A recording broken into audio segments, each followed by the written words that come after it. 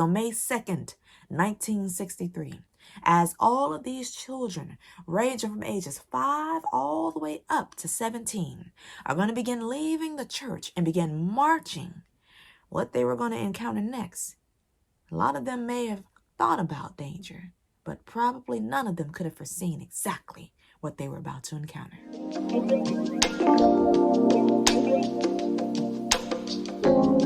What's going on, ladies and gentlemen, and welcome back to day 7 of the Black History Report. It's your girl Kyra here, interpretive African American history and culture, motivational and spiritual speaker. And today we're going to be discussing the movement that happens in Birmingham, Alabama, also known as Birmingham, Alabama. So what ended up happening in Birmingham, Alabama, a lot of people have to realize why it adopted the name that it did. Birmingham, Alabama, also known as the place where multiple bombings are taking place. Over 50 racially motivated bombings took place. Black people are going to church, and guess what? They don't know if their houses are going to be standing by the time they get back. In fact, on Christmas Day, Reverend Fred Shuttlesworth is standing outside of his church that had been bombed on Christmas Day. And not to mention that Birmingham is the most segregated city in America at this time. But the reason why this is because of a man named Eugene Bull Connor. Bull Connor, honey, he don't believe in anything integration. And one of the things that Reverend Fred Shuttlesworth decided to do is he decided to give the Reverend Dr. Martin Luther King Jr. a call, y'all. And together, they are going to work to try to help desegregate the downtown businesses. And they're going to do this through what they call Project C for confrontation. See, basically what Dr. King decided to say, he said, you know what?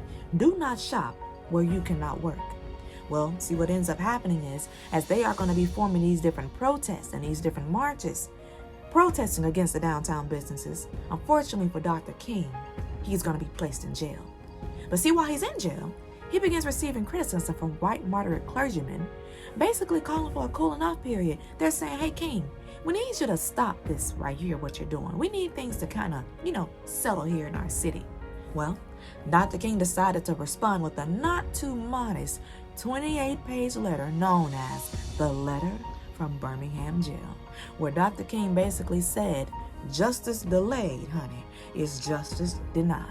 Well, while he was in jail, a man by the name of Reverend James Bevel had a bright idea.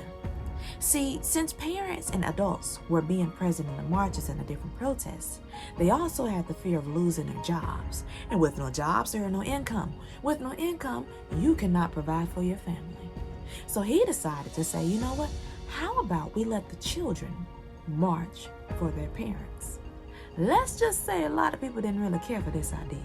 But guess whose support he did have? Dr. King's. When they began rallying, trying to get the word out about this children's march, it was dubbed the Children's Crusade, because on May 2nd, 1963, as all of these children, ranging from ages 5 all the way up to 17, are going to begin leaving the church and begin marching, what they were going to encounter next. A lot of them may have thought about danger, but probably none of them could have foreseen exactly what they were about to encounter. As these children continue to march, they are going to be met with hoses, water hoses turned on them strong enough to take the bark off of a tree. They're going to have dogs sick on them. And not to mention, these children are going to be arrested and some of them even beaten. And through all of that brutality, one of the things that did help in letting people see just how truly racist and bigotry that a lot of these people were down in Birmingham, Alabama. The product known as television, honey, ladies and gentlemen, are going to make these images seen all over the country. And you may be sitting at home watching the Ed Sullivan Show. There's no telling what you're watching on television. But then you flip the channel and you see these children being beaten, being sprayed, and not to mention being arrested. And guess who else is sitting at home watching this footage? That's right, ladies and gentlemen, President John F. Kennedy. And President John F. Kennedy decided that as he's going to call for the Civil Rights Bill, this is when President Kennedy finally truly took a stance against the racism and bigotry that was happening there in the South. But unfortunately, Kennedy is not going to be able to sign it into law because of what happens to him in November of 63. November of 63, on the 22nd, he's going to be assassinated, unfortunately, in Dallas, Texas. But unfortunately, ladies and gentlemen, earlier that year still, after shortly he made this speech, that is when we are going to see, unfortunately, ladies and gentlemen, 4 innocent little girls just attending Sunday school are going to be brutally murdered in a church bombing at the 16th Street Baptist Church. These little girls were just attending Sunday school, and they are going to be blown up in this church.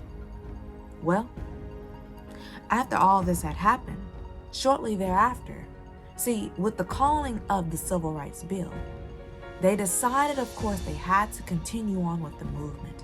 And through all the sad bombings and murders and beatings, finally,